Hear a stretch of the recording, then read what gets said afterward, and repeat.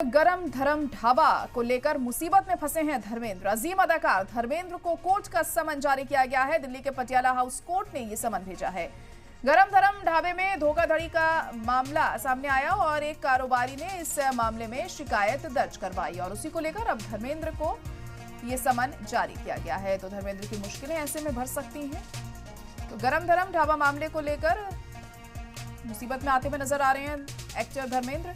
अजीम अदाकार धर्मेंद्र को कोर्ट ने समन जारी किया है। दिल्ली के पटियाला हाउस कोर्ट ने ये समन उन्हें भेजा है। गरम धरम ढाबे में धोखाधड़ी का ये मामला है जिसमें फंस सकते हैं धर्मेंद्र, क्योंकि कारोबारी ने शिकायत दर्ज करवाई है उनके खिलाफ। अब किस तरह से आगे कार्रवाई होती है इस मामले में, फिलहाल समन उन्हें भेजा गया है और धर्मेंद्र क्या कुछ इस पर कहते हैं ये भी बहुत अहम होगा यहाँ पर देखना। एक शिकायत दर्ज करवाई गई है कारोबारी के जरिए, जिसके चलते ये समन धर्मेंद्र को भेजा गया है।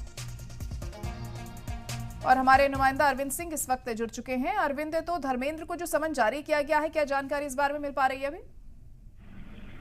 देखिए, ये जो समन जारी किया गया है कोर्ट की तरफ से, ये बेसिकली दिल्ली के बिजनेसमैन हैं सुशील कुमार। उन्होंने कोर्ट में शिकायत लगाई थी और उनका ये कहना था कि धर्मेंद्र के नाम पर और गरम धरम ढाबे की फ्रेंचाइजी में निवेश करने के लिए अन्य आरोपियों ने उन्हें धर्मेंद्र के नाम पर गुमराह किया और जब उन्होंने पैसा निवेश कर दिया, जमीन खरीद ली यूपी में, तो उसके बाद जो आरोपी व्यक्ति हैं उन्होंने जवाब देना शुरू कर दिया और जब उन्होंने निवेश के बारे में पूछा तो उन्होंने फोन पर धमकी देनी शुरू कर दी। तो इसको लेकर के पटियाला हाउस कोर्ट में सुशील कुमार ने शिकायत दर्ज कराई थी, जिस पर कोर्ट ने धर्मेंद्र को और जो बाकी दो आरोपी हैं उनको समन जारी किया है। कोर्ट ने आईपीसी की धारा 420, 120B और जो 34 जो धारा होती है कॉमन इंटेंशन की, उसके तहत अपराध करने के आरोप में समन जारी किया है और 20 फरवरी को कोर्ट में इस मामले को अगली सुनवाई होगी। यानी 20 फरवरी को धर्मेंद्र और बाकी आरोपियों को पेश होना होगा व्यक्तिगत रूप से कोर्ट में। हालांकि अगर उनके वकील चाहे तो वीडियो कॉन्फ्रेंसिंग के जरिए पेशी के लिए भी कोर्ट से आग्रह कर सकते हैं।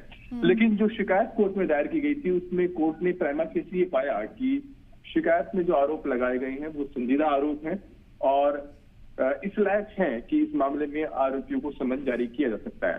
तो कोर्ट में अब इनको पेश होना होगा और उसके बाद आगे जो अदालती कार्रवाई है वो बढ़ेगी। जी, तो ऐसे में धर्मेंद्र की दिक्कतें कितनी बढ़ सकती हैं? बिल्कुल, कोर्ट का जो पेशी के लिए समन जारी करना ये बताता है कि कोर्ट इस बात के लिए कन्विंस है कि जो आरोप लगे हैं वो कम से कम इस लायक तो है ही कि आरोपियों को समन जारी किया जा सकता है। लेकिन आगे कितनी कानूनी तौर पर उनके लिए मुश्किलें बढ़ेंगी या नहीं बढ़ेंगी, ये इस पर निर्भर करेगा कि आगे मामला किस तरह से कोर्ट में आगे बढ़ता है। उनके वकील अपनी सफाई में कोर्ट को कितना आश्वस्त कर पाते हैं इस मामले को लेकर के। तो कोर्ट आगे जब दलील सुनेगा तब इस बात का अंदाजा लग पाएगा कि आखिर धर्मेंद्र के लिए कितनी कानूनी तौर पर मुश्किल रहने वाली है। लेकिन फिलहाल कोर्ट ने समन जारी किया है। इससे पहले शिकायत में ये भी आरोप लगाया गया था कि जिस तरह के आरोप हैं तो शिकायतकर्ता की मांग थी कि एफआईआर दर्ज करने का कोर्ट आदेश दे, लेकिन कोर्ट ने ऐसा कोई आदेश दिया नहीं है। कोर्ट ने सिर्फ समन जारी किया है। समन पर जब पेशी होगी उसके बाद दलीलें रखी जाएंगी, उसके बाद कोर्ट देखेगा कि इसमें क्या करना है। चलिए ठीक है, बहुत शुक्रिया अरविंद सारी जानकारी के लिए।